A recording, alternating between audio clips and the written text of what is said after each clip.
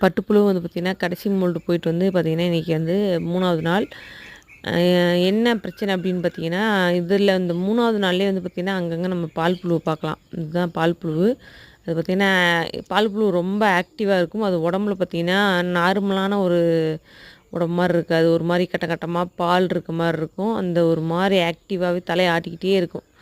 அது உடம்புலேருந்து நீர் மாரி வெளிய கசிஞ்சுக்கிட்டே இருக்கும், பால் மாரி. நார்மல் புழு வந்து பார்த்திங்கன்னா, அந்த மாரி இருக்காது. நார்மல் புழுவும் நார்மலா ஒயிட்டா இருக்கிற மாரி இருக்கும். இது வந்து கொஞ்சம் ப்ரவுன். அந்த உடம்புக்குள்ள வந்து பார்த்திங்கன்னா, பால் பாலா கட்ட கட்டமா பால் மாரி இருக்கும். எப்பயுமே வந்து பால் புழு வந்து பார்த்திங்கன்னா, நமக்கு கடைசி நாள் வரும். கடைசி வேள தலை வைக்கும்போது வரும்.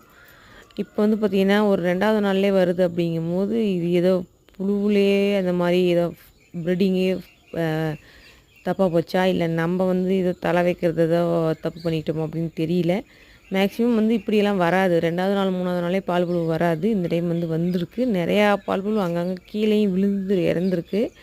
அ புழுவே வந்து பார்த்திங்கன்னா, ரொம்ப நல்லா ஆக்டிவா இல்ல. கொஞ்சம் டல்லா இருக்க மாரி தான் தெரியுது. கிளைமேட் ரொம்ப மூடியதா இருக்குது. ஒண்ணும் வந்து அந்த அளவுக்கு வெயில் இல்ல.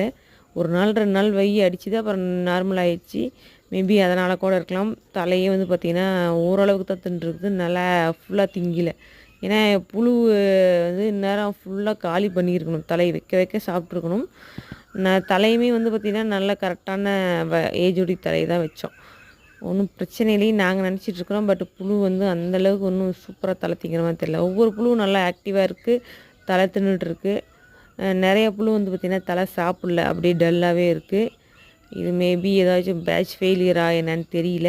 ஆனாலுமே வந்து பார்த்திங்கன்னா, சைஸ் வந்து பார்த்திங்கன்னா, நெறையா சைஸ் வேரியண்ட்டா இருக்கு. சின்னது, பெருசு, மீடியம் அப்படி இப்படின்னு எல்லா வகையான சைஸுமே இருக்கு புழு. ஆனா மோல்டு போகிற வரைக்குமே எல்லாமே ஒரே சைஸில் தான் இருந்துச்சு. மோல்டு போயிட்டு வந்ததுக்கப்புறம் தான் வந்து பார்த்திங்கன்னா, இந்த தலை சாப்பிட்றதுல என்ன பிரச்சனைன்னு தெரியல. அது மாரி ஆயிடுச்சு.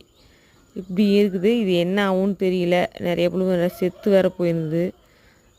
பார்ப்போம் இன்னும் என்னன்னு ஃபைனல் ஆவல. இது இந்த பேட்ச் கொண்டு போலாமா? இல்ல எடுத்து கொட்டிடலாமா? அப்படின்னு இன்னும் 1 நாள் இல்ல 2 நாள் பார்த்துட்டு தான் தெரியும்.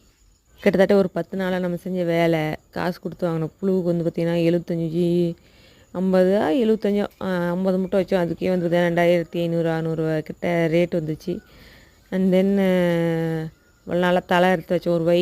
ஒரு பாதி வெயில் வந்து பார்த்திங்கன்னா, தலை அறுத்து வச்சுட்டோம். நல்லா தான் இருந்துச்சு அப்படிங்கிறனால. இந்த தலை அறுத்தது வேஸ்ட். அதுக்கப்புறம் இதுக்கு யூஸ் பண்ண அந்த சுண்ணாம்பு, விஜிதா எல்லாமே வேஸ்ட். நம்ம டைம் வேஸ்ட் எல்லாமே வந்து பார்த்திங்கன்னா, வேஸ்ட்டாக போகுது. இதுதான் வந்து பார்த்திங்கன்னா, பட்டுப்புழுவுல ஒரு பெரிய அடி. நல்லா வந்துட்டா ஒண்ணும் பிரச்சனை இல்ல. நல்லா வரல அப்படின்னா, நமக்கு நெறைய இடத்துல லாஸ் ஆகுற மாரி இருக்கும். பார்ப்போம்.